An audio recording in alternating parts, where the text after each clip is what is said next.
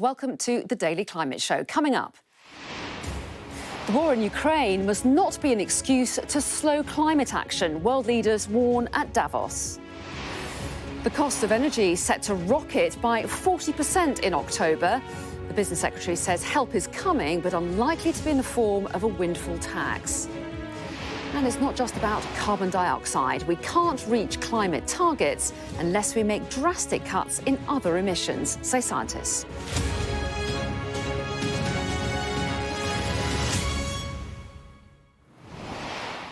Hello and welcome to the Daily Climate Show, where we track the changes happening to our planet, hear from the leaders tasked with solving the problems and explore the solutions. Now, Russia's invasion of Ukraine mustn't stop the world from acting on climate change. That's the clear message coming from world leaders meeting in Switzerland this week. The US climate envoy John Kerry sounded a note of caution against countries building new coal, oil and gas infrastructure in a bid for energy security. What we can't do, obviously, which some people are already pushing for, is the notion that it needs a massive build-out of a whole recommittal of the kind of infrastructure we've had in the last century in order to meet this crisis. We can meet this crisis and meet the crisis of Ukraine and the energy crisis of Europe and still deal, as we must, with the climate crisis. And the EU Commission chief said that the challenge posed by Russia's action should lead to a faster transition to cleaner energy. The behaviour we see has only strengthened Europe's resolve to get rid of Russian fossil fuel dependency rapidly. The climate cannot wait. But now the geopolitical reasons are evident too. We have to diversify away from fossil fuels. We have set our course already towards climate neutrality, so now we must accelerate our clean energy transition. Well, our business correspondent Paul Kelso is in Davos.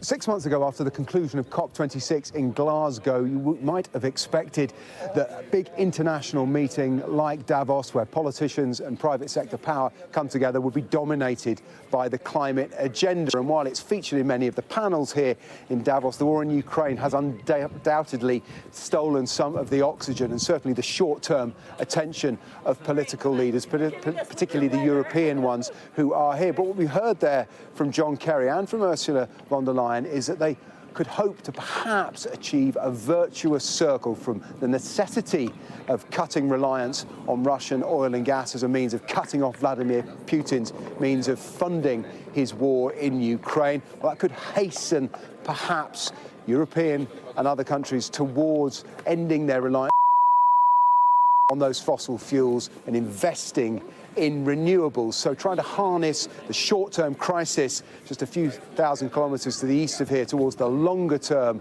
goals on the horizon of cutting greenhouse gases is clearly what particularly John Kerry was trying to get across. Perhaps the most significant climate signal of all, however, is the fact and the man that John Kerry was sitting next to on the stage, his Chinese counterpart, sharing a platform expressing Chinese government's view that it is fully committed to reducing greenhouse gases in the long term. There has been very little dialogue between the US and China at any level. That's this little signal of a rapprochement and some closeness and alliance over climate, maybe perhaps the most that the climate lobby can take away from Davos this year.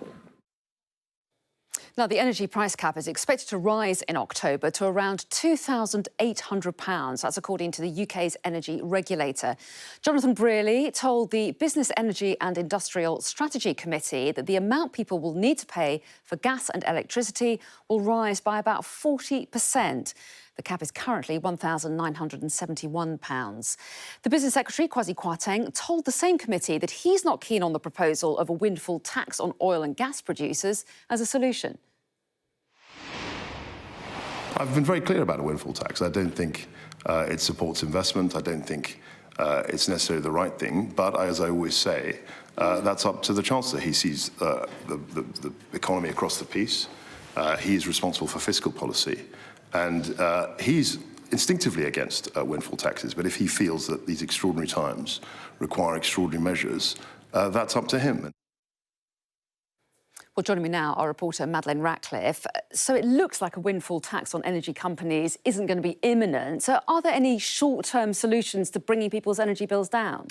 Yes, actually. I mean, as you saw from that graph, there isn't a huge amount of consensus coming from government at the moment about how to deal with this crisis. I mean, which is not looming. It is here for so many people. And the current financial incentives and rebates aren't helping. What hasn't been discussed yet is insulation. Of course, we heard so much about it during the Insulate Britain protests. It's not just activists, though, have called for it. Labour's shadow Climate Secretary Ed Miliband has asked the government to look at insulation.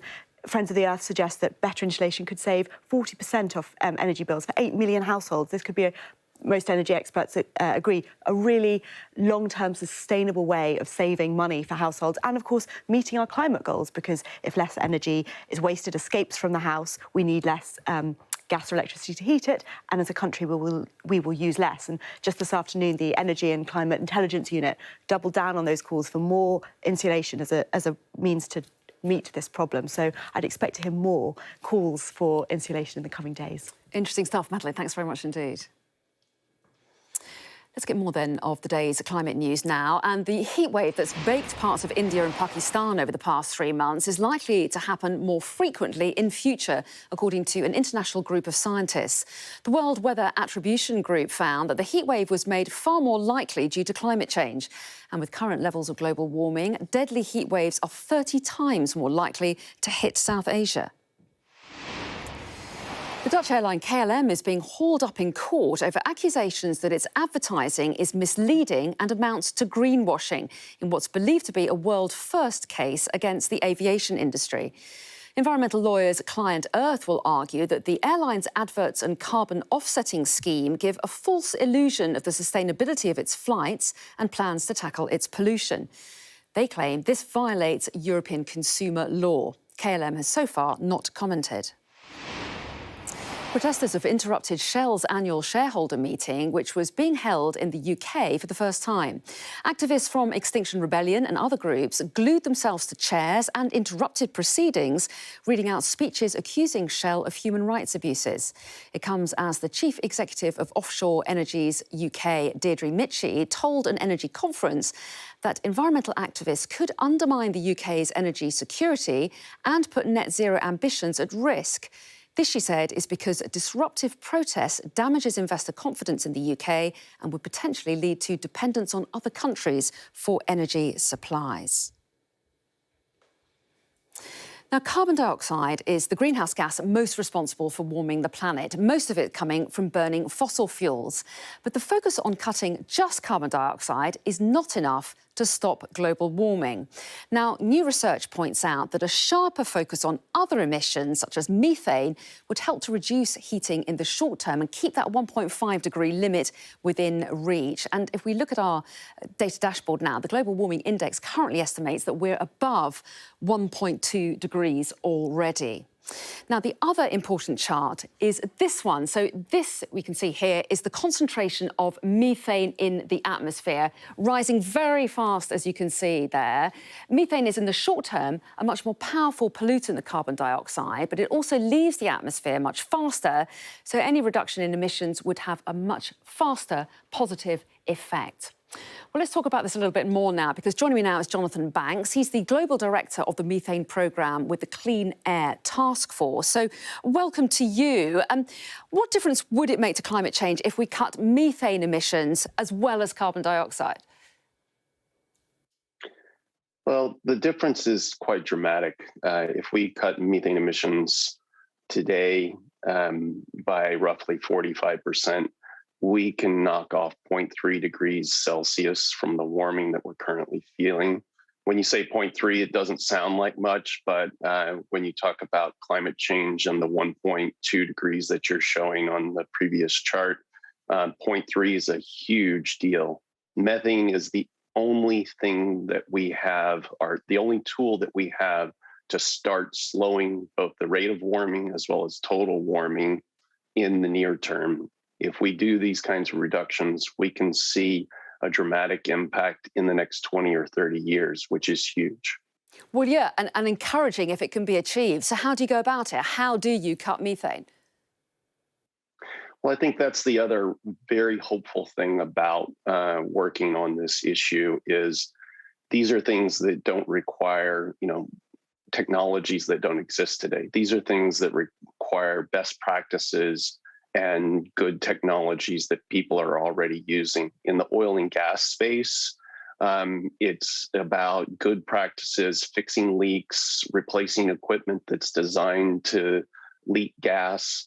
I always talk about this as it's not rocket science, it's plumbing. And that's basically what it is. We have everything we need right now to be able to address these emissions and get the benefit to the climate and immediately. So we've got the tools there. Is there the political will as well? We did see that deal, didn't we? I think it was that the US and the EU launched this pledge to cut methane emissions by 30% by 2030 before COP last year. So does that mean we're on track? It means we have the political will, and now we need the implementation of that. The Global Methane Pledge brings together over 110 countries pledging to reduce their methane emissions, but a pledge is not action. And I think that's the critical piece between now and the next COP in Egypt. We need to see countries stepping forward to take action to make good on the commitments that they've made to the Global Methane Pledge. OK, Jonathan Banks, very interesting to get your take on it. Thanks very much indeed. Thank you. And that's it from me today. Thanks for watching. I'll hand you back to Sarah Jane.